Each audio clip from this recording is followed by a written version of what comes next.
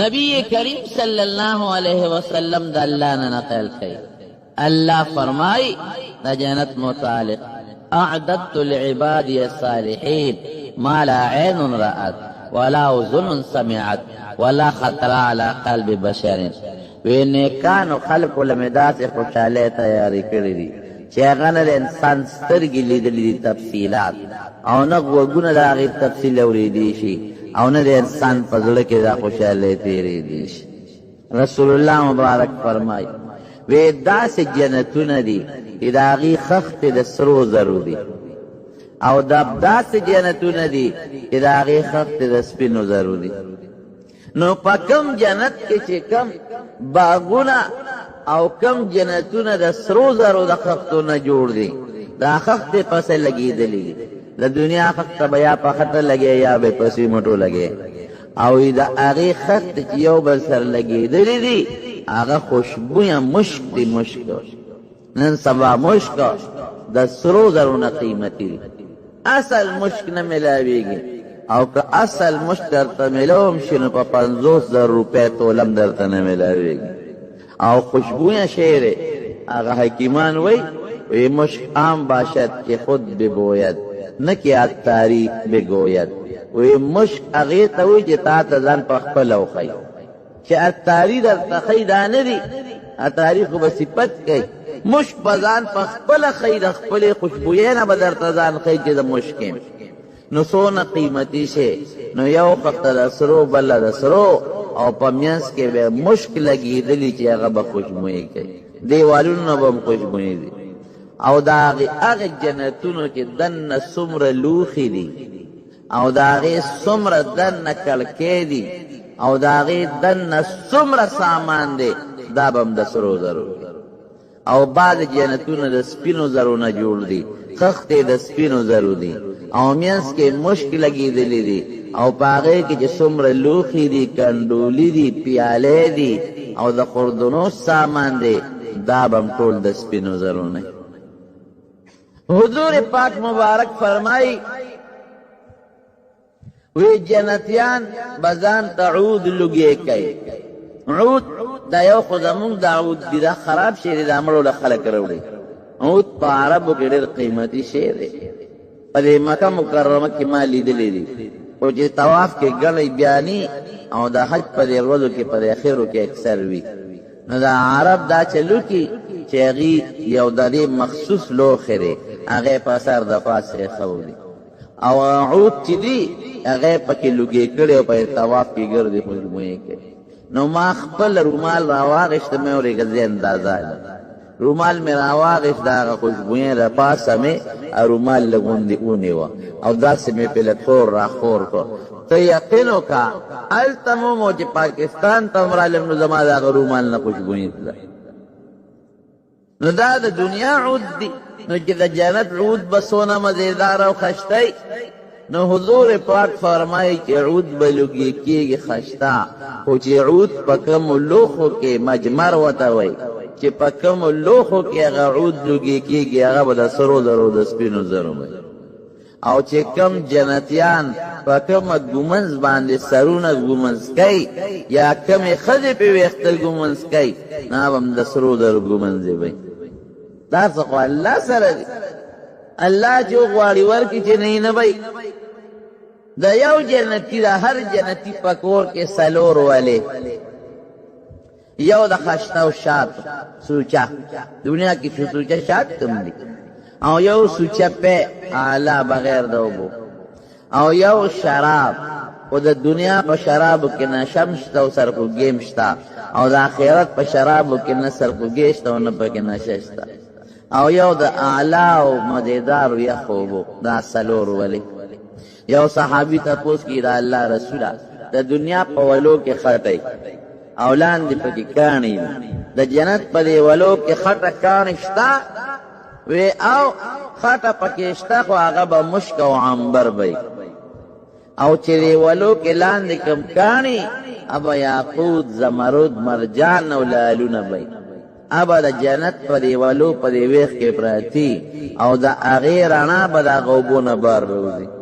دا نه خوند به کوي ما یو ځای کې په اماراتو کې یو ځای کې مې یو وله ولیده، مصنوعي غوندې لختې ولی جوړه کړې وه. نو د جنت دا منظر را مخکې شو. په هغه وله کې په دې ویښ کې لایټونه لګولي، سره او شنه بلفونه په دې ویښ کې لګېدلي وو، د پاسه پې اوبه بلېدې او تېرېدې. نو د هغې بلفونو رڼا د هغه اوبو نه بار راوته، شپه ډېر خوند یې کو. باره پې د پاسه اوبه روانې او لاندې پکې لایټونه لګېدلي وو، سره شنه قسمه قسم رنګ رنګ. مې ګوره دا صرف لایټونه دي، او د جنت په ولو کې به کاڼي پراتې وو، د هغې هغه چمکېدل او پړقېدل او رڼا به بار روځي، یې څومره خوند به کوي. یو صحابي تپوس کی حضرت وی په جنت کی دوړه شته؟ یو دوړه هم پکې شته، خوره خو هغه به زعفراني. زعفران څونه قیمتي شی. یو بل صحابي تپوس کی حضرت وی په جنت کې سونه شته؟ وی الله دې بوزه. نو یې خدای بدله د سور یاقوت یو اس درکړي، د سور یاقوت، او د هغه به وزرې وي او ته به پې سور شې، او چې کوم ځای دې خوښي په جنت کې به پکې هلته ګرځې. دا د جنت څیزونه دي زما وروڼو.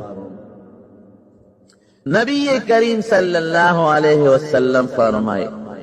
کم از کم د یو جنتي به دوه یا ښځې به یې حورې، دوه یا حورې به، او 80,000 خادمان به،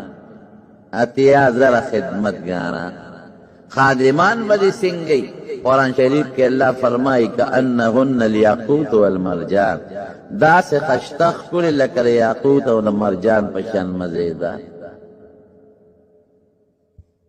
او د سړي عمر به څونه؟ 33 کاله به د هر انسان عمر وي، دې نه به عمر نه زیاتېږي. او قد به یې څونه؟ 30 ګزه اوږد او 3.5 ګزه پلن. هر جنتي به 30 ګزه اوږد او 3.5 ګزه پلنې. دا غټ قد دې دپاره چې د جنت په خوشحالو په خوندونو باندې پیش. وی صاحب مارغان پکې شته په جنت کې؟ وی او مارغان به پکې وي، خو د اوښان عمره مارغان به وی دا خو به ډېر اعلی وي. حضور پاک فرمایي وی دا مارغان به علی، خو چې څوک یې خوري هغه خوړونکي به هم ډېر مزېداره والی جنتیان. نو دوه یا د انسان حورې ښځې ابه څونه خشتی. رسول الله مبارک فرمایي چې وبسکي نو دا به د مرۍ نه بار ښکاري، او په وجود کې چې کم نلې دی هغه به د بهر نه ښکارېږي، او چې کم یې په سر پیچک دی او ویښتې پې تړلې دي، د هغې قیمت د دنیا او د مافیها نه بهتر دی. او که د جنت یوې ښځې دنیا ته مخ راښکاره که لا اضواء ما بین المشرق والمغرب، وی د مغرب او د مشرق په منځ کې دا دنیا به روښانه کړي، او دا دنیا به د خوشبویۍ نه ډکه کړي. دومره خوشبویي چې جنتي ښځه په دې نو پورې کوي، که هغه دنیا ته راښکاره شوه، په دنیا کې به څوک د خوشبویۍ د لاسه ژوند تېر نه شي. زما وروڼو د دنیا دا ښځې به هم در سره، د آخرت هغه به مې د جنت او دا به هم در سره. نو ما ته عمر حیات پې په ترجمه کې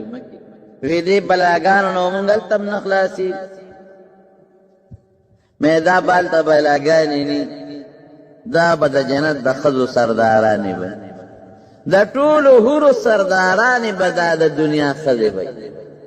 هلته به د ښځو د بنو په منځ کې جګړې ني، او د سړو منځ کې به هم جګړې ني. قلوبهم کقلب رجل واحد، لکه د یو سړي زړه چې څنګه یې دقسې به، نه به یو بل سره اختلاف وي، نه به بغض او حسدي، او نه به جګړې به. دا شی بني ډوډۍ به خلک خوري، خوراکونه خو د خوند دپاره به یې خوري. ګورې د لوږه نشته چې سړی وږي شي، ښه چې لوږه نشته نو ډوډۍ سره خوري، او میوه د خوند دپاره. بعضې وخت سړی موړی او میوه خوري، او تږي کېږي به نه، نو بیا اوبه او دا مشروبات پس دپاره څکي، دا د لذت دپاره. لکه بعضې وخت سړی تږي نه شربت څکي. جامې به هم پکې ملاویږي، جامع بے د ریخم و اعلی نری ریخم و غټ ریخم کې د چا څنګه خوښ درزی پکې نشته او نه د کپړو دکان مارکیټ شته د انارو د بوټي په شان انار وي دې به انار روښ شو کوي چې په میانځ یې مات کې خشته جوړه به تېروځي او د هر انسان د کچ جوړه وي دې به واغو جامې به نه خیرنېږي د خوند دپاره به خلک جامې بدلوي او اغوندي به زمارو جنت یو بازار به لګي هغه بازار کې به جنتیان یو بل سره ملاقات کوي د چا مرتبه لاندې ده او د چا پورته ده حضور پاک فرمایي وی داسې به یې لکه ته چې په اسمان کې د ستوري ویني دقسې د جنتیانو مرتبې به د یو بل نه لرې وي څوک به لاندې مرتبه کې د چا به هغه ستوري پړقېږي دا به د هغه جنت د چا هغه بل ستوري پړقېږي دا ستوري تا ته خو راکوټې ښکاري خو دا راکوټې نه دی دا دنیا د ټولو نه راکوټې ستوري دی دا تا ته چې دا پوټې نه د شینولي په شان دا ستوري ښکاري دا بعضې د دې دنیا په لس چنده او شل چنده غټ دي دقسې دا جنتیان به درته د ستورو په شان پړقېدلې ښکاري څوک به لاندې مرتبه کې څوک په بره خو خرابه مرتبه د چا به مني او الله به داسې صبر ورکړي چې د چا مرتبه لاندې د هغه ته به د خپل ځان د ټولو نه غوره ښکاري او به دا نه غواړي چې د هغه په شانتې شم په کټ کې به ناستې میوې ته به دې زړو شي دې خولې له به دې راشي وجنه الجنتین دان او چې کله میوه راوشو کې اسخا پکې نشته ګنده پکې نشته انزل پکې نشته ابه وخورې او چې دې راوشو کوله د هغې په ځای فورا بله زرغونه شي نه پکې راکوټې او د اسماتې شته او نه لوې نه د خولې لاړې شته او نه د پوزې ګن او نه پکې خیرې شته خلق بلان دي خو د خوند دپاره بلان دي خیرې په جنت کې نشته او نه سړي وجود خیرنېږي د شیخ الحدیث حضرت مولانا محمد ادریس صاحب په ښکلي او بهترین اواز سره د اسلامي واقعاتو او مختلفو بیانونو دپاره زموږ چینل ځان سره سبسکرایب کړئ او ملګرو سره شیر کړئ او خوله به یې لکه د خوشبویه مشکو عنبرو په شان خوشبویي کوي او چې خوراکو کې یو اګرمي به وکړي به څښا اګرمي به ني او ښکلې خوشبویي وکړي بیا به د شوق پیدا شي او په درستخان چې دلته کومې مشروبات پراتي درستخان به ولګي خلک به پې ډوډۍ خوري نو په هغې چې مشروبات دي ابه بند سیل بند لکه اوس هم دا شربتونه او سیل بند رحیق مختوم تسنیم قرآن شریف کې الله فرمای او ختامه مسک هغې چې کوم مهر دی به هم د مشکو وي ګنده به ني لکه د دنیا بوتل چې لاس کلاوې لاس دې تور شي نو زر یې په کپړه پاک کړي نه هغه چې ته کلاوې سیل ماته لاس نه خوشبویي به دي دي ایرونو په دې آیت به درته خلاصه کړم چې قرآن شریف کې الله فرمایي وی نزلا من غفور الرحیم هلته به هر وخت میلمه دنیا کې د کور ډوډۍ یو شانتې د میلمستیا جوړوي میلمه له خلک ښه شي تیاروي که نه نو په جنت کې به سړی هر وخت میلمه او د چا میلمه وی د رب العالمین نو چې میلمه او د الله میلمه نو ته خپل اندازه بیا لګوه چې الله به څه درکوي نو په دغه بازارونو کې به د جنتیانو یو بل سره ملاقات کېږي غټې مرتبې والا او لاندې مرتبې والا یو بل سره ملاویږي او یو بل سره به ګپ او شک شپ لګوي خوشحاله به د حورو به ځان لږه ټنګ ټکور دی بی دا دنیا ټنګ ټکور نه ګورې را غونډېږي به او یو بل سره به سندرې وی نحن الخالدات فلا نبیدو مونږ خو همیشه ژوند دی او مونږ له زړېدل نشته دی نحن الناعمات فلا نبأس مونږ څونه خشته ښکلي یو او مونږ باندې څه تکلیف به نه راځي نم لاسونه چپړېږي او نه مخ چپړېږي او نه بوډاوالی راځي طوبا لمن کان لنا وکنا له هغه خلک څخه شته دي چې موږ د هغوی دپاره یو هغوی زموږ دپاره دي خوشحاله به یو بل سره ښکلی ژوند به تېروي حضور پاک فرمایي وایي د یو جنتي په کور کې به یو ملغلره به ډډه ملغلره یوه د شیخ الحدیث حضرت مولانا محمد ادریس صاحب په خپل اواز باندې د اسلامي واقعاتو او مختلفو بیانونو لپاره زموږ چینل ځان سره سبسکرایب کړئ او ملګرو سره شیر کړئ او شپېته میله کې به دا ملغلرې شپېته میله او د دې ملغلرې په یو ګوټ کې چې کم خلک اوسېږي د بل ګوټ خلکو نه به نی خبر چې هلته څوک اوسېږي ترې دا دومره مهورې دی او دومره ښځې په جنت کې نو طاقت به مې وي که نه نو د یو جنتي طاقت د دنیا د سلو ځوانانو برابر دی او چې کومې ښځې دي عربن اطرابن دا به ستا همزولې به په عمر کې به د نه مشرې نه همزولې به او د خپلې بیبي سره به سړی هر وخت داسې وي لکه دنیا کې چې سړی وادو کې او د واده لومړۍ شپې دا د انسان ښکلی ژوند او څوک به پردی ښځې ته نه پسخېږي او نه به یو ښځه پردي خاوند ته پسخېږي رونو په دنیا کې چې کم نعمت څوک ګټل غواړي نو میلاویږي بعضې خلک یې حاصل کړي یو سړی وي ډاکټر جوړېږم نو ډېر ډاکټران جوړ شي یو سړی وي انجینیر جوړېږم ډېر شته یو سړی وي عالم جوړېږم نو عالمان ډېر شته جوړېږي شي وزیر جوړېږم نو ډېر خلک وزیران یاره بادشاه به جوړېږم نو ډېر خلک بادشاه ته هم رسېدلی یاره کارخانه نو ډېرو خلکو کارخانې هم شته د دنیا دا ټول نعمتونه چې څومره دي که یو سړی حاصلی نو که ټول نه یو کس ته هغه شي میلو شي لیکن که دنیا کې یو سړی دا غواړي چې زما دا رنګ او شکل دې بدل شي دا نشي بدلولی دا د امریکې صدر هم ځان نه نشي بدلولی چې زما دا شکل دې بدل شي او زما دا پوز او غوږونه دې بدل شي او زما دا رنګ دې بدل شي عارضي به بدل شي خو بیا به هغسې شي او په دنیا کې رسول الله مبارک فرمایي په آخرت کې به بازاري پای کې به شکلونه لګېدلي جنتیان به پې چکرې لګوي د یو سړي به یو شکل خوښ شي دی به پکې ورننوځي هغه شکل به یې جوړ شي نو شکل هم ستا په خوښه او رنګ هم ستا په خوښه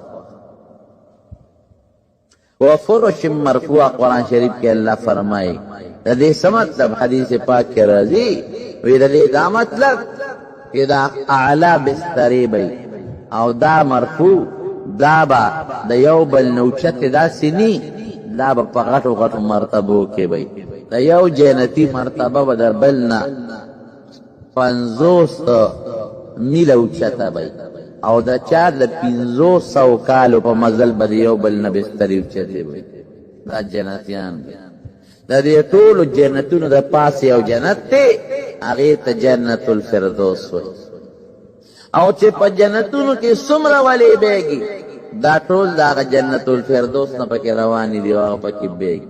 او دا ولې د هر جنتي کور ته رسېدلي نبی علیہ السلام مبارک فرمایي د ټولو نه ادنا جنتي به څوک دي لاندې جنتي وی دا به یو ګناهګار سړی وي الله به د جهنم نه وباس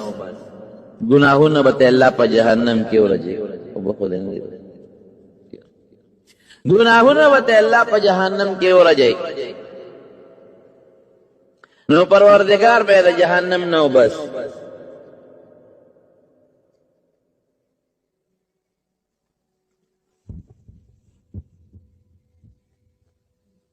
کہ جہنم نے اللہ باسی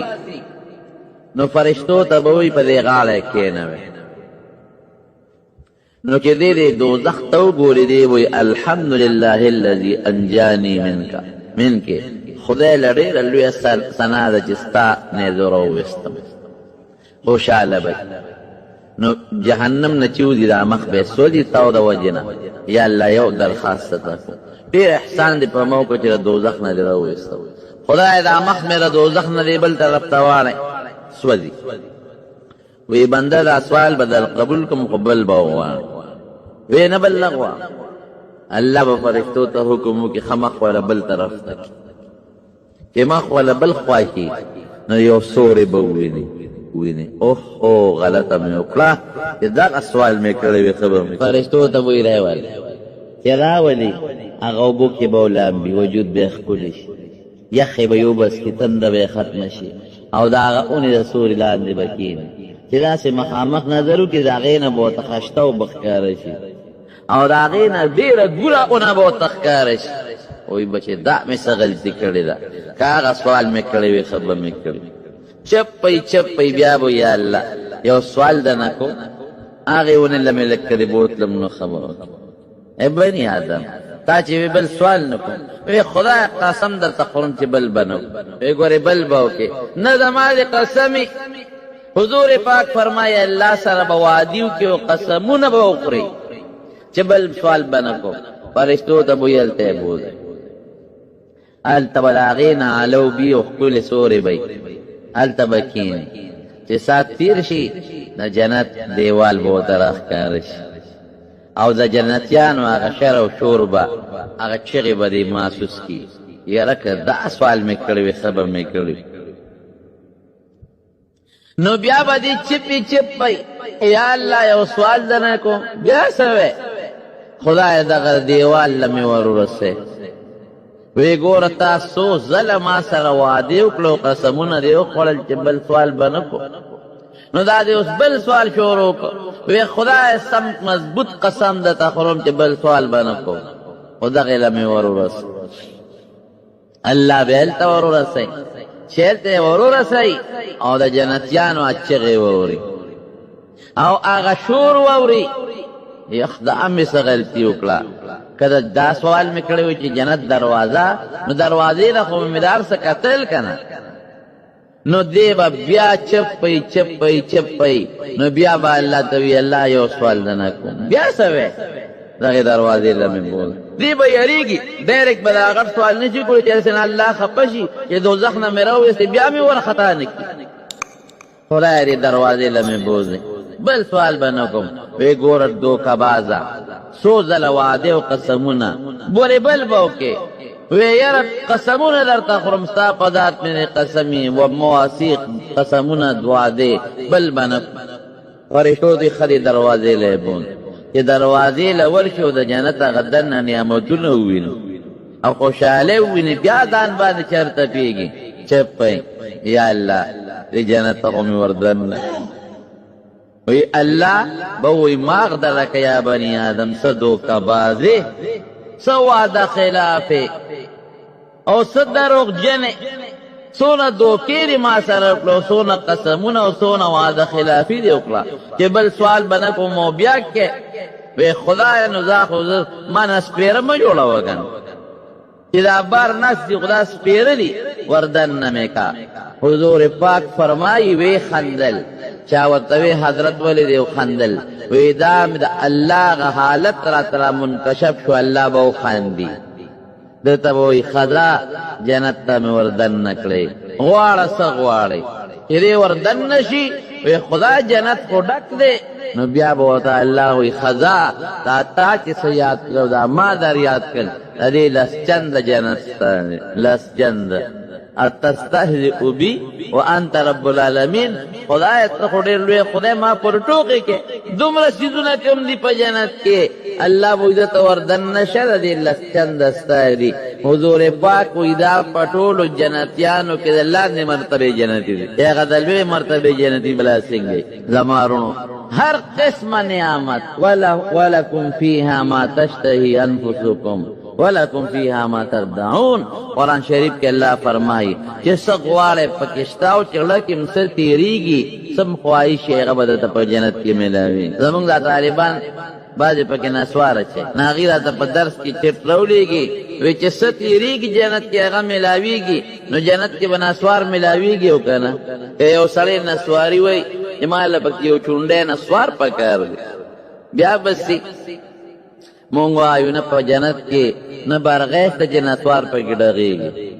او نه پکې د ډزو مشین شته دا رضالو کې یا یو ځای بل ځای کې لګېدلي دا نشته ولې چې د چاړه کې دا تیر شي چې نسوار نورونو دا څیزونه به د چا پړی کې نه تېرېږي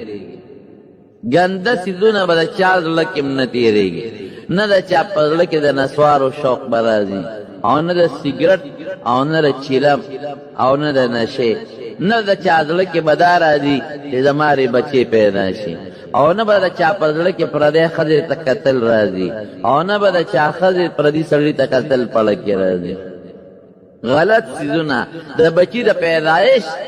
دا سوچ پم د چا په زړه کې نه. یو صحابي تپوس وکړو، وی صاحب جنت کې غنم جوار به کرلی کېږي که نه؟ حضور پاک وی او وی یو سړی به الله ته وی چې الله زما شوق دی چې غنم وکرم، الله به له تخم ورکړي. وی زه دې پلانکي پټي کې وکاره، نو هغه تخم چې دې په پټي کې اونولي نو په ضرب په سترګې پرب کې به هغه زرغونم شي، او هغه به لوم شي، او هغه به ترېشلم شي، دانې به م دیوځي، او دونه غنم به تې وشي لکه د غرونو په شان غنم، دومره غنم. الله به ورته کې دونک یا ابن آدم، اے بني آدم واخله دا غنم دی، یو شي باندې به ته موړ نه شې. ته په غنم وڅکې، دلته کې هر څه میلاویږي درته، تیار خوراک درته میلاویږي، نه پکې بیمارېدل شته په جنت کې، نه پکې رونو مرګ شته، نه ډاکټر شته، او نه جون ختمېدل شته، او نه بوډاوالی شته، او نه د صحت خرابېدل شته. یو ورځ به شپه په جنت کې نشته، نه ستړیوالی شته او نه خوب شته. خلک به په تکیاګانو ډډې لګوي، خو ستړي کېږي به نه، د خوند دپاره به یې ډډه لګولي، او غټې غټې بسترې به یې هغې ته به یې ډډې لګولي، او زمارونو بوی پکې نشته، بدبویه ډیران پکې نشته، دا په جنت کې. او یو ورځ به شپه پکې نشته، او نور پکې نشته، یو شان سوري به په جنت کې. دا جنتیان به الله یو میدان کې را جمع کړي، چې را جمع کړي نو څوک به د نور په کورسو کښېني، او څوک د زمرد او د یاقوت او د لالونو او د مرجان په دې کورسو به کښېني. رب العالمین به ورته راښکاره شي. الله به دې تپوس وکړي بندګانو، وایه څه نعمت کم شته چې ما نی درکړی؟ دی به وایي نه الله، مونږ چې څه غواړو هغه مونږ ته میلاویږي. الله به ورته وفرمایي چې نه، یو شی پاتې دی، یو نعمت، چې هغه لا ما نه دی درکړی. الله هغه څه شی دی زموږ زړه کې خو نه تېرېږي. وی نه سوچو کې که نه یو نعمت مې لا اوسه پورې نه یې درکړی. دی به وایي خدایه مونږ خو چې څه غواړو میلاویږي، او چې کوم ځای ته تلل غواړې هغه میلاویږي، او همیشه خوشحالي د خوراک، اوبه، میوې، هر څه میلاویږي.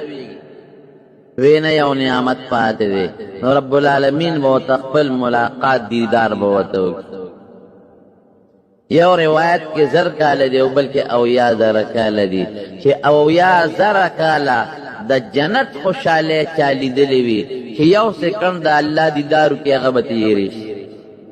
دونه خوند به یې پکې. او چې څنګه مونږ د جمعې مانځه له راځو، چې څوک د جمعې مونځ کړي دا د جمعې د مانځه برکت دی. دقسې هلته خو یو ورځ ده، شپې نشته. د جمعې د هفتې په مقدار باندې به مسلمانان ځي او د خپل رب العالمین ملاقات به کوي. وجوه یومئذ ناظرة الی ربها ناظرة، خوشحاله به چې واپس را چې په سترګو کې به هغه منظرې چې بیا به کله دا وخت راځي چې مونږ الله ووینو. کور ته چې راشي ښځې به دې تپوس کوي، وی څنګه تاسو خو نن ډېر ښکلي نه یې، او ډېر ښایسته نه یې، او ډېر ښکلې خوشبویي درنه نه ځي. دی به ورته وایي ولې به ښکلي نه یو، او دا ښایسته خوشبویي به راله ولې نه ځي؟ مونږ د خپل رب العالمین سره نن ملاقات کړی. ښځې بیا وایي واقعي چې د رب سره سړی ملاقات وکړي او د ښکلې ښایسته نه شي او خوشبویي ترې نه ځي، نو په څه به ځي؟ رونو باران به په جنت کې کېږي. باران به څنګه؟ هغه د دنیا د اوبو باران نه، هغه باران به د ښایسته اعلی قسم خوشبویو باران وي. د دنیا اوبه خو چې رابېږي تشې اوبي، ابا خوشبویه وي او داغی باران بی او خشتخ کل هواگانی با پکی لگی اگا هوا بیڑی مزیداری او دا هر جنتی دا کور گوٹ گوٹ تب آگا خوشبویه وگا هوا رسیگی بیا بے رب العالمین را یوزے دا جنتون دی اللہ دی زمون ستاسو نصیب او انشاءاللہ چه خدای بمونگ دی جنت تبوزی طولو انشاءاللہ دا مونگ دا خدای پیدا کردی شکر دی الحمدللہ مونگ دا خدای نوم پر جبالو او دا خدای قرآن وایو او رب العالمین تا پر تندی دا سجدے لگو او جماعتون جوڑو او دا خدای او دا رسول چه کم دین بیانی عالمان دا غوی سر مینه کو دا خدای دا مخکا او دا خدای دا جماعت احترام تو خدا خدای دا پارا او دا اللہ دا کتاب ذکر لکو دا اللہ دا پارا او پر جبر اللہ نو مخلوق نو انشاءاللہ چه جنت با خدای مونگ لرا کئی که خیر دا خدای دا اوباما دا او دا کافرو لنری پیدا کرد او نه بشو مشو ٹوشل پیدا کرد دا جنتون مونگ تاسو لپیدا دی اعدت للمتقین خدای دا مونگ پریزگار کی او خدای دیم دا رسول اللہ مبارک و مرگرچا کی جنت تبوت لیکی نظمارونو بیا بے رب العالمین راجم کی راغ میدان چی راجم کی وی جنتیانو تا نعمت ملکی تیری کی چمانی در کرے نوینا اللہ مون کو چی سغوارو ملاوی استا دیدارو پروردگار آغم ملاوی او رسول اللہ مبارک فرمائی وی دا ټول خلق با پیو وقت دا اللہ دیدارو کی نو وی دا بسیق گئی اخو پا اربونو مخلوق وی پا جنت کے نو نبی علیہ السلام مثال ورکی وی تاسو چی دا سوار لسم اسپومے وی او ټول خلق دی اسپومے تا گوری چا پاکی شک کی دیشی چی دا اسپومے ندا وینا او ایسوک بیرا تیلی او بل سرکی دا اسپومے پلی دو کے وینا وی دا قرنگی برب العالمین وینے نبا چا شکی چی دا اللہ ندے او نبا سوکیو بل سر ٹیل کئی لکسن چی دا سوار لسم اسپومے تال تڑے گور دے مثال نو چی اللہ بیا راجم کی نو اللہ بری تپوسو کی سنیامت دا سستا چی اغمانا در کرد وینا اللہ چی سمون غوارو آغا ملاوی خوراک میوے دخکار غوخی اللہ ستا ملمانا مشروبات بیبیان غلامان خادمان یو بلدیتا تل رسیدل خدا چی سنیامت ملاو دی وینا یو پاتے دی اللہ غبرسی نو رب العالمین بورتوی خادی خوامات وکی دی چپ شے ټول بچپ شي نو الله بو ته په خپل خپل आवाज د قران شریف تلاوت شروع بندل خدای خپل आवाज ورکړي هي کې سونه خواندي اشتا आवाज د خدای لوی نعمت نو چې الله د الله आवाज به سونه خشتای نو چې دا تلاوت الله شروع کی د جنتیان بو ته ټاله وای او ریبا چې دا اوس نه بس کېږي والله وای دون خوان بی چی دا جنت تیری شوی خوشحالی با دا خلقو نیری شیرو او چی واپس رازی پا وقتی بید اللہ آغا آوازی نوزا پا کی رزانی اٹھکی بید زیم چی بیا اللہ پاک دا سورت رحمان تلاوت کی جسون خوان بکی اشتم دے اٹھول دا جنت ذکرو نری پکی دا جنت بی بیان بدا سوی چه اغیل نه انسان و نه پیری دا گوتی ندی ورونی پاکی بی بیانی دا هر چا بی بیانی نبی کریم صلی اللہ علیہ وسلم فرمائے ویدا کو دا جنت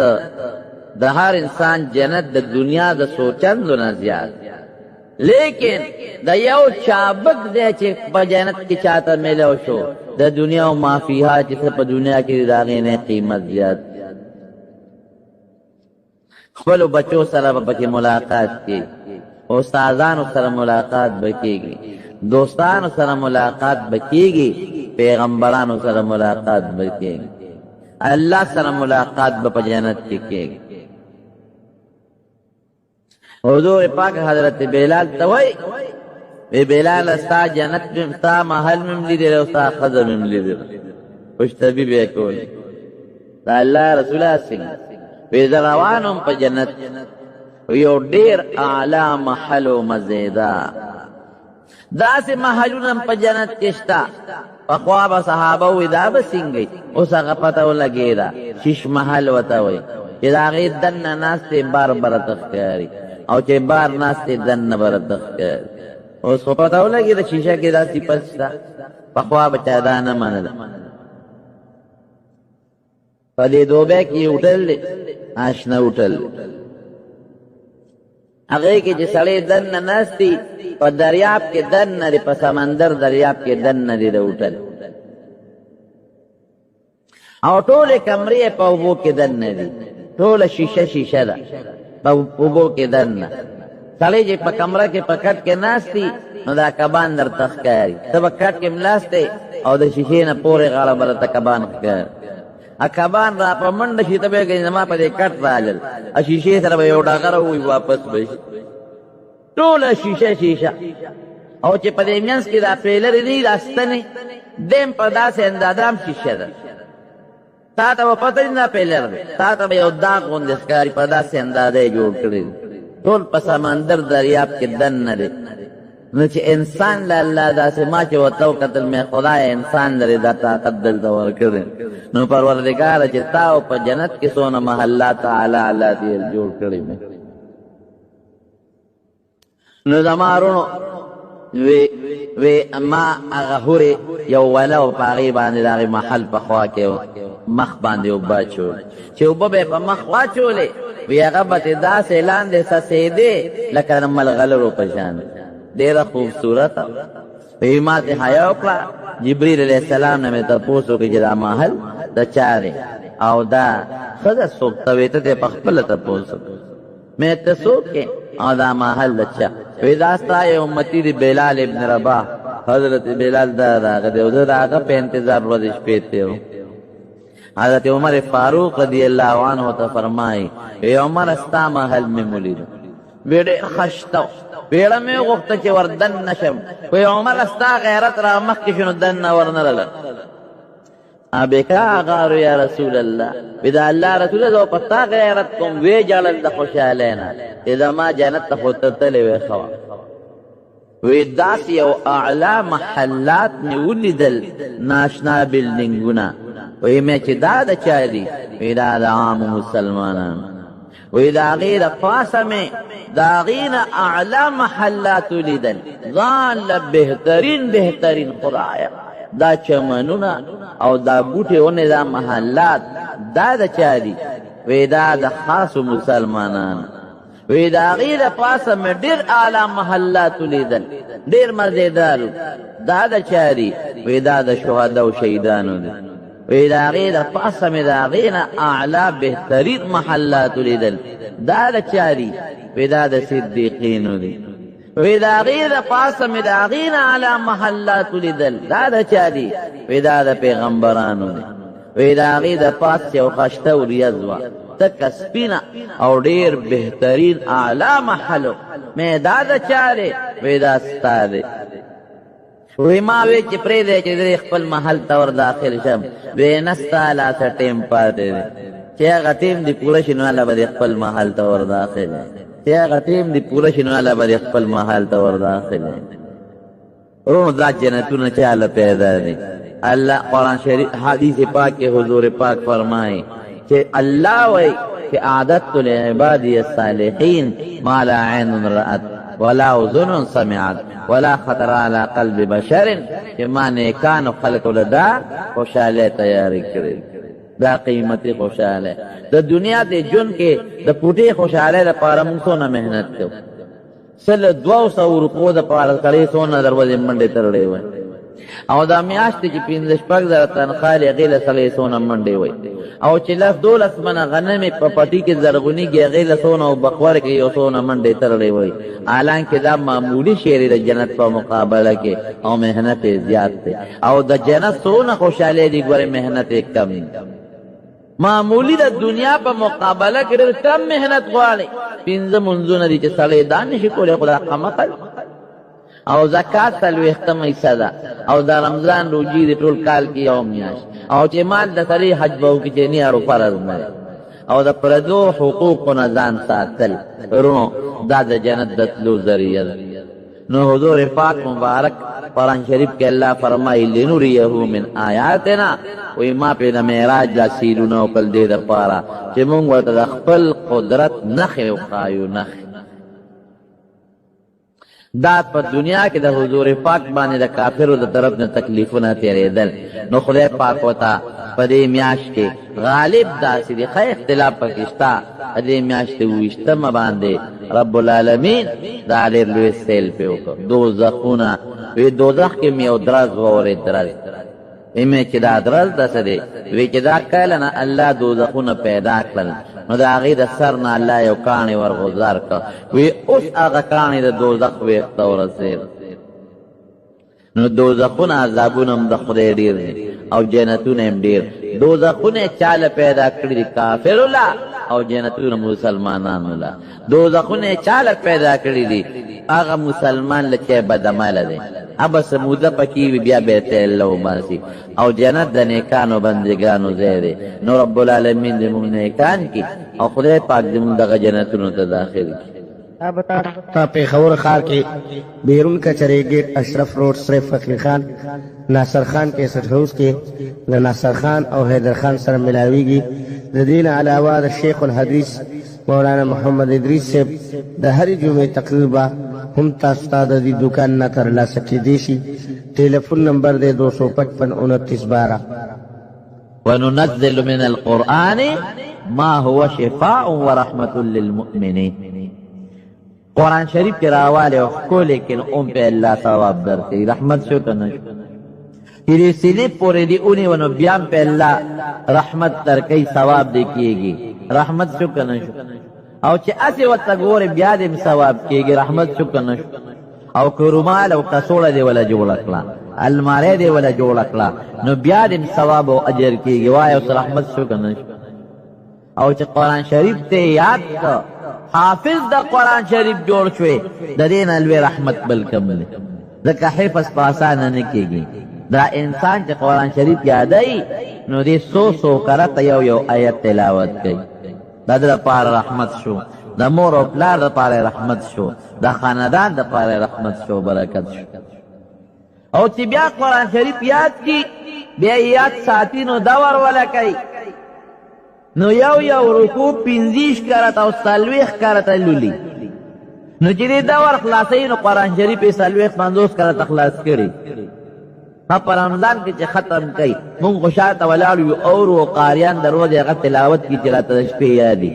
د شپې بیا لولي دروازې دور کې د شپې لولي څونه د قرآن شریف تلاوت څونه برکت او فایده شو که نه شو او نبی کریم صلی الله علیه وسلم فرمایي لو جعل القرآن في إهاب ثم ألقي في النار محترق وی کہ قرآن شریف په یو سرمن کې بل شي او بیا دا سرمن اور ته وغورځول شي دا سرمن بسودی نه زمونږ دا طالبان په موږ سوال کوي وی موږ خو کله قرآن شریف په تعویذ کې بند کړو سرمن کې بند کړو خو اور سوځي ورونو دا سرمن نه د انسان دا سرمن مراد ده ایهاب دا کچه سرمن چې پخه شوي نی او د نار نه د جهنم ور مراد دی نو کله قرآن شریف د انسان په سرمن کې بل شي او دې حافظ جوړ شي او بیا دا انسان د جهنم اور کې غورځي نو دې به نه سوځېږي وای برکت شو کنه شو او یو بل حدیث پاک کې راځي چې کم انسان قرآن شریف او ویلو بل حدیث پاک کې راځي چې کم انسان قرآن شریف او ویلوست او عمل یې پې وکړ عمل ورسره دی د مور او پلار ته به د قیامت په ورځ الله پاک یو تاج په سر کړي من قرأ القرآن چې قرآن یې ولوست وعمل بما فيه چې قرآن کې کوم آیتونه دي په هغې عمل وکړي البس والداه تاجا یوم القیامه مور او پلار ته به یو قیامت پر ورځ الله یو تاج پر سر کړي او دا غا تاج کې به ملغلرې لګېدلي غمی دا غیو یو غمی رڼا به د دنیا د انوار نه زیات دی دینا مور او پلار برکت شو نو وی تاسو اندازه ولګوئ چې د مور او پلار یې دونه عزت او اکرام کېږي چې دا چا قرآن شریف یاد کړی چې ده به څونه عزت یې د خدای په نس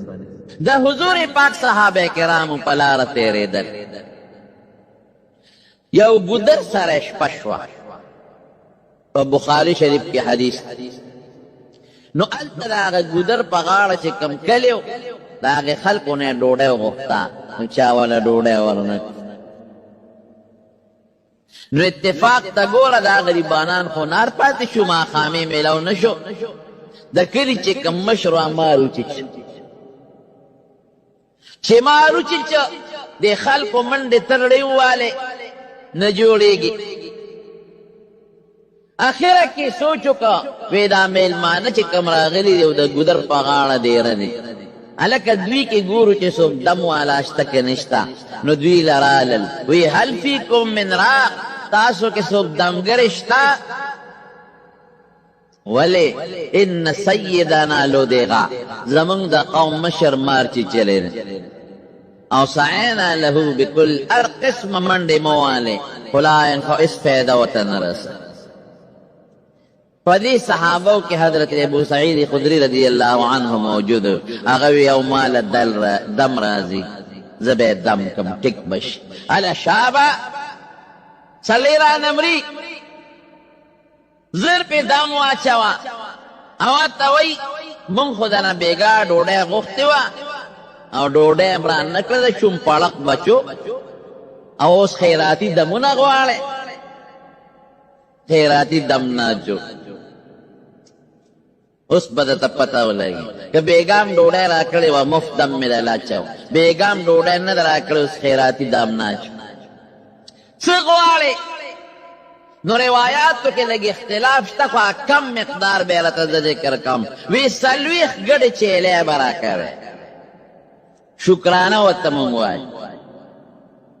دا شکرانه زمونږ اصطلاح ده چې څوک په چا دم واچې لکه شکرانه والا ورکا دا د شکریې نه ماخوذ لکه تا سره هغې احسان وکړو نو تی شکر ادا که او د الله هم شکر ادا که صدقه وکړه وی شکرانه به راکې څومره څلوېښت ګډې چیلې به راکې دې ته زه وایم شکرانه وای ایو بابا استاد جی له ماشوم راوسته وی په ده دم واچوه جاړي نو دم یې پرې واچو نو 5 روپۍ ورکړې پخوا به 15 پاوه شکرانه وه دې مشرانو ته پته ده 1 روپۍ 4 انې به شکرانه وه او اوس خبره 5 روپو ته رسېدلې ده چې د نسوارو غونډ هم پرې نه کېږي د نسوارو غونډ څو ته ورسېده 10 روپو شکرانه 15 روپۍ ده نو دا مې پې واچو شکرانه 15 روپۍ ورکړه او ماشوم ټیک شو چې کور ته بوته بیا په ژړا شو بیا راغی وی استاد یې ماشوم خو کور کې بیا په ژړا شو وی د 15 روپو د دم زور تر کوره پورې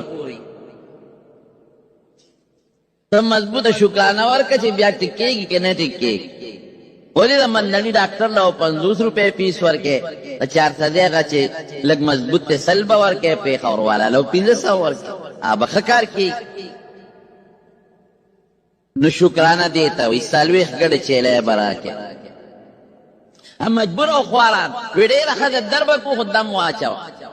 حضرت ابو سعید خدري رضی الله عنه راغی او سورت فاتحه پې ولوستله او لاړې به یې په خولې کې جمع کولې او په هغه مارچیچلې به یې چوک کولې خدای پاک جوړ دا بخاري شریف کې حدیث دی ګوره چې جوړ شو 40 ګډې چیلې ته واغشته چې روان شو نور ملګري ورته وایي دا دې څه غلطي وکړه اخذت علی کتاب الله اجرا وی د خدای په کتاب دې اجرت واغی دا خو دې خو نه کړه قرآن شریف کې خو الله تعالی فرمایي ولا تشتروا بآیاتي ثمنا قلیلا الله وی زما په آیاتونو پیسې مالې اجرت مالې او تا د خدای په آیتونو په صورت فاتحه په دم اجرت واغش دا خدای خو نه کړ هغه وینا ما څه ګناه خو نه کړی ما په ناروا خو پیسې نه دي اخیستې په روا مې پیسې اخیستې دي سره اختلاف کې شو فیصله په دې شوه ویلار بچو د حضور پاک مبارک نه به تپوس وکړو که هغه وی چې د اجرت ټیک دی خو تقسیم به کړو او که وی چې د اجرت ټیک نه دی نو بیا به واپس وکړو لاړل مدینه شریفه په مدینه شریفه کې د حضور پاک نه تپوس وکړو هغې خوشحاله شو وی ابو سعید تا ته څه پته وه چې په صورت فاتحه کې شفا ده دا خو ډېر ښه دم دې پې اچولی نریس پې جوړ شو وی صاحب دا ګډې چیلی مې دې په اجرت کې اخیستې دي دې سره څوک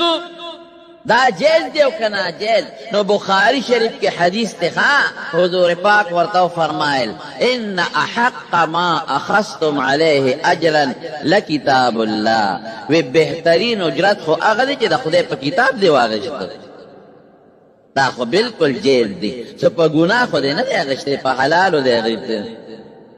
یو سړی ډمې ګډه یو اجرت پیلی دا ګناه ده په ناروا اجرت شو یو سړی وی سی آر چلی یو اجرت پیخلی دا ګناه ده په ناروا اجرت شو یو سړی ټي وي په کرایه ورکوي دا ګناه ده په ګناه اجرت ګنی نو دا خو تا ګناه نه ده کړې دم دې واچو او قرآن دې ولوست نو دا خو حلال شی دی جایز دی مسلمان ته پکې فایده ده ډاکټر صاحب مسلمان ته فایده رسوي نو فیس اخلي که نه وکیل صاحب مسلمان ته فایده رسوي نو فیس اخلي که نه اخلي نو تا یو مسلمان ته فایده ورسوله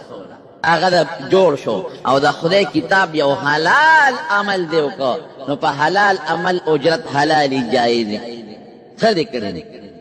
بلکې یو دویم ټکي ورته حضور پاک فرمایي وی اجعلوا لی معکم سهما وی مالم په دې ګډو چیلو کې سره کې د طالبانو ته هم په دې کې درې فایدې دي چې ولې دې عیسی غوښتا یوه فایده دا ده چې وروستو خلکو ته دا معلومه شي چې ګورې په دم اجرت اخیستل شکرانه اخیستل جیز دي حضور پاک پکې ځان له میسا اخیستی اوس بس تاسو یاره د طالبانو په ذهن کې یو سوال راځي چې په دې بل ایت کې خو داسې راغلی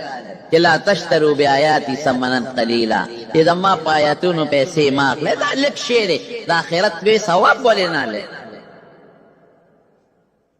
نورونو دا یاد وساتئ دا آیت کله نازل دی د دې شان نزول له به لږ لار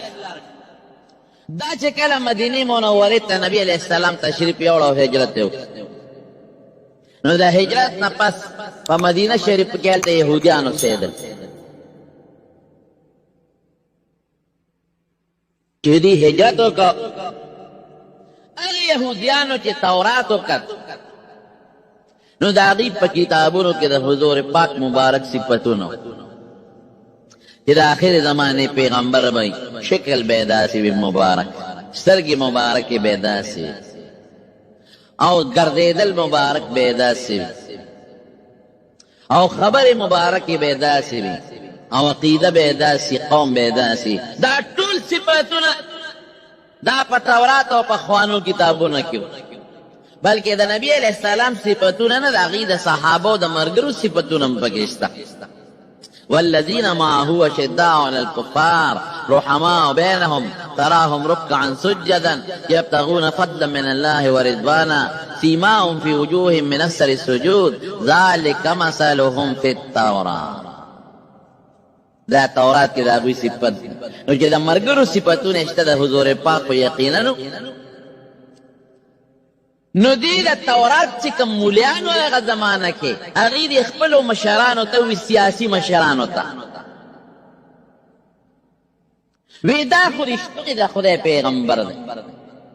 ځکه زمونږ په کتاب کې چې د آخر زمانې د پیغمبر کوم صفتونه دی پکې شته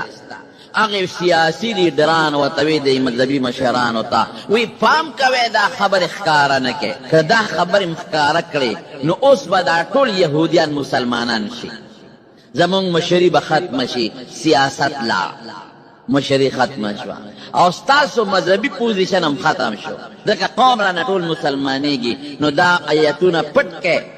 ګورې زمونږ پیسو ته خطره ده، زمونږ سیاست ته خطره ده. لکه نن چې کم نظام دی رونو، نن هم چې دا څومره باطل لیډران دي، د دوی سوچ څه دی؟ دوی د علماو قدر خلکو نه پټوي، علما بدنام کې، مدرسې بدنامې کې، حافظان بدنام کې، طالبان بدنام کې، جهاد بدنام کې، دین بدنام کې، مدرسه بدنامه کې. دا یو سوچ دی. دا ولې که چرته د علماو صفت خلکو ته ښکاره شي چې علما کم حیثیت لري، مدرسه خلکو ته ښکاره شي چې مدرسه څه حیثیت لري، او عالم څه حیثیت لري، حافظ څه حیثیت لري، طالب څه حیثیت لري، اسلامی سیاست څه حیثیت لري، جهاد څه حیثیت لري. که دا خبرې خلکو ته ښکاره شي، دا ټول خلک د لیډرانو ناراضي او مولیانو پسې کېږي، د هغې سیاست بربادي. هغې وایي ملا بدنام کا، حافظ بدنام کا، مدرسه بدنامه کا، چې دا خلک دوی پسې نه شي او موږ پسې شي. بیا خو زمونږ لیډري ختمېږي او زمونږ سیاست ختمېږي. نو په دې وجه مولا کې نقطې راوباسي او بدنامۍ، عالم کې نقطې راوباسي بدنامۍ، مدرسه کې نقطې راوباسي بدنامۍ، او دین کې نقطې راوباسي بدنامۍ، چې دا خلک مولیانو پسې نشي او زمونږ سیاست خراب نشي. دا هغه د یهودیانو نظریه او سپورې رانوانه. نه هغې به د تورات هغه آیتونه په ټول د دغه پیسو د سیاست او د خپل مشرۍ د خاطره، نو الله دا آیت نازل کړي چې لا تشترو بآیاتي ثمنا قلیلا. داسې مه کوئ، دا لږې غوندې پیسې دي، اخرت هم دا الله تباه او برباد کړ. د حضور پاک صفتونه ښکاره کړئ. ستاسو په آیتونو کې چې کوم د نبي علیه السلام صفتونه دي، دا مه پټوئ، دا ښکاره کړئ. دا د هغې په حق کې نازل دی. په دې کې نه چې په تعویض پیسې مه اخله، په دې کې نه چې په درس تنخواه مه اخله، په دې کې نه چې په قضا تنخواه مه اخله، په عبادت تنخواه غشتی شي. مثال به درکړم. حضرت ابوبکر صدیق رضی الله عنه د پیغمبر علیه السلام مبارک لومبی خلیفه دی. د هغه چې څومره کار او عبادت وکړو، اخو داسې بادشاهي نه وه لکه زمونږ ستاسو دا بادشاهي کې ده. اخو خلافت علی منهاج النبوت و، د پیغمبر خلیفه و، د هغه چې څومره کارونو ټول عبادت و. قضا یې کوله عبادت دی، جهاد یې کو عبادت دی، خلکو ته دین رسوه عبادت دی، فیصلې د حق کوه عبادت دی. او تنخواه اخیستې ده که نه اخیستې؟ صحابه ولا تنخواه مقرر کړې. حضرت عمر فاروق رضی اللہ عنہ د عدل انصاف حکومت کو عبادت تے، تنخواہ غشتے. صحابہ دے پر قاضیان مقرر دی، قضا عبادت تے، تنخواہ پہ غشتے دا. مفتیان دی، تنخواہ غشتے دا. اس گورے دا عرب دا غٹ غٹ امامان دی لوے لوے، او دا سعودی دا مکی مکرمے و مدینہ منورے امامتی کئی، تلاوت کوي په رمضان کې، باقاعده تنخواهګانې اخلي. نو تنخواه غشتل ګناه نه ده پیغمبر. د هغې دا مطلب دی چې په تورات کې د نبي آخر الزمان کوم صفتونه دي، دا آیتونه د خلکو نه مه پټوئ د پیسو د خاطره، دا ګناه ده. نو آیت شان نزول خو هغه دی، حکم عام دی. ګوره دا نه چې هغې پورې مختص دی، موږ په مورد پورې اختصاص نه لرو، حکم عام دی تر قیامته پورې. عموم دا حکم لے اعتبار، عموم دا مفہوم لے اعتبار، تر اوسه پورې قیامت پورې چې څوک دا الله د کتاب یو حکم پټوي، یو آیت پټوي د پیسو د خاطره، د دې آیت لاندې داخل دی، دا ګناه ده. دا یو طالبانو دپاره مې یو نکته راته. نو دې نه معلوم چې سورت فاتحه کې شفا. اوس به ستاسو په ذهن کې یو سوال راځي، د هغې جواب درله کوم. تاسو به وایئ چې صاحب زه خو غریب یم او هر ماښام صورت واقعه لولم، زه خو جوړ نه شم، دا فقر خو مې ختم نه شو، مور مې ناجوړه ده او د دنیا علاج مې ولا وکړ او صورت فاتحه پې لولم، اخو ټیک نه شوه، او زما خو یو اجت و او سار مې سوره یاسین ولسته، اجت خو مې پوره نه شو، او جی امتحان مې ورکړی، انټرویو وسار لاړم او انټرویو کې خو ناکام شم، نوکرۍ له سار ووتم چې ما ته به نوکري میلو شي او سار وختي مې سوره یاسین ولوست، هغه اجت خو مې پوره نه شو. یا حضور پاک فرمایي چې څوک آیت الکرسی لولي ماښام د الله د طرف نه په دې یو څوکیدار مقرر د ده د بچو د مال حفاظت وکړي. صاحب ما خو آیت الکرسی لوستې وه او بیا مې کندرو شغل لا نغله وکړه. د دې جواب دله درکوم. دوه قسمه اسباب دي رونو. یو ته مادي سبب وایي، مادي جسمانی، او یو ته روحانی سبب وایي. مادي سبب که یقین او عقیده نه غواړي، که عقیده او یقین دی هم کار ورکوي، او که عقیده او یقین دی نو هم کار ورکوي. لکه مثلا د اوبه یو مادي شی دی، د تندې او د ختمولو سبب دی. زه وبس کم، که عقیده او یقین مې پېشته و که نشته زما تنده ختمه. یا اور د حرارت یو سبب دی د ګرمۍ، زه ګوته پکې منډم، که عقیده شته که نشته ګوته مې سوځي. یا ډسپرین ګولۍ خورم، که عقیده مې پېشته که نشته یو مادي سبب دی، ما نه خوله و بس. یو روحانی اسباب دی. روحانی اسباب به اله فایده ورکوي، نتیجه به ورکوي چې ترڅو ستا کلک یقین او عقیده وي، او که کلک عقیده دې نه بیا به کار نه کوي. او د هغې یو څو مثاله درته ښیم. مولانا اشرف علي تانوي رحمت الله علیه یو کتاب دی تسهیل المواعظ، هغې کې یو واقع لیکلی. یو ملا صاحب د جمعې په مانځه کې تقریر کو، خطبه کې نو د بسم الله الرحمن الرحیم فضائل بیان و. نو دا ملا صاحب په جوش کې راغی، وی بسم الله وایا چې څه کار دې کېږي اجت یې نه به د خدای پوره کوي. نو یو بانډیسي په دې مجلس کې ناست و، امیر سړی و. هغه چې دا واورېدل خوشحاله شو، استاد جي خدای له سره خو کا دم خو دې راته وخو، خو ډېر لیټ دی وخو، خو زه بیا هم ښه ده. نو چې به منزل راته نو لار کې دریاب، او دریاب به کشتی کې راته، نو کشتی له به اجرت ورکو، مزدوري به یې ورکوله، نو کرۍ به یې لګېده. نو چې دې طرف نه لاړ، دا خو عجیبه دا هم راته استاد جي وخو، بس اوس به بسم الله ویل، او استاد جي پکې دا مو ورته ویلي چې که په دریاب پورې وځي بسم الله وایه، نیغ پورې وځي خپه به دې نه لمدېږي. استاد جي شکر دی، دا خو کرۍ بلا پیسې منه کشتی والا. بس چې دریاب ته ورسېد وی بسم الله الرحمن الرحیم، او په دریاب ورګډ شو. چې ورګډ شو نیغ پې پورې وت، لکه په ځمکه چې سړی ګرځي. واقعي نه څپلی لمده شو، نیغ په لمده شو. اوس چې په دریاب راځي، دې طرف نه ځي هغې طرف نه راځي، بسم الله وایي او نیغ پې ځي او نیغ راځي، خپې نه لمدېږي. نو یو ځل یې د استاد جي له ډوډۍ وکړه دې ملا صاحب له، تا له ډوډۍ کو ما سره به ځې. نو دعوت قبل السنت دی ډېره ښه، نو ورسره روان شو. نو چې دریاب غاړې له ورسېدل، له استاد جي بریک ونیو، ودرېد. مقتدي ورته استاد جي راځه که نه، ولې دې بریک ونیو؟ وی کوم خوا؟ وی زما کور خو دریاب نه پورې غاړه. وی صبر وکړه چې کشتی خو راشي که. وی په کشتی څه کې؟ وی په څه کې به ځو؟ وی استاد جي چې تا ما ته دم خولو چې بسم الله وایه او په دریاب پرېږده لمدېږي به نه، نو هغه دم وایه که نه. چپشا سرکوزیا منغر کې زمون خولې نه دي ګورې، پام کوه دا کارونه کې. یو استاد جي تا ما ته دم خولی دی، او زه خو همغه دم ویم او نیغ پې پورې وځم، همغه بسم الله ویم او پورې وځم، را پورې وځم، په مې نه لمدېږي. استاد جي وایه لرې شه منګر کې دې تا ترین دریاب ته وګوره، داسې ونه کې ګورې. دواړه سره په بس شو. مقتدي ورته وایي زه درنه مخکې کېږم، ته را لاس راکړه، که زه یې ډوب کړم مه راځه، او که زه یې ډوب نه کړم نو راځه راپسې. مقتدي مخکې شو، باندې سه استاد جي نه یې لاس نیولی دی، پې نیغ روان دي، د هغه تجربه د مخکې نه حاصله ده. نیغ روان دي، بسم الله وایي، په اوبو داسې روان دي لکه د ځمکې په شانتې، او استاد جي را خپې داسې رپېږي را رپېږي چې خدایه خیر پکې واچي، رو رو ورپسې روان. مولانا اشرف علي صاحب لیکلی دي چې چا دم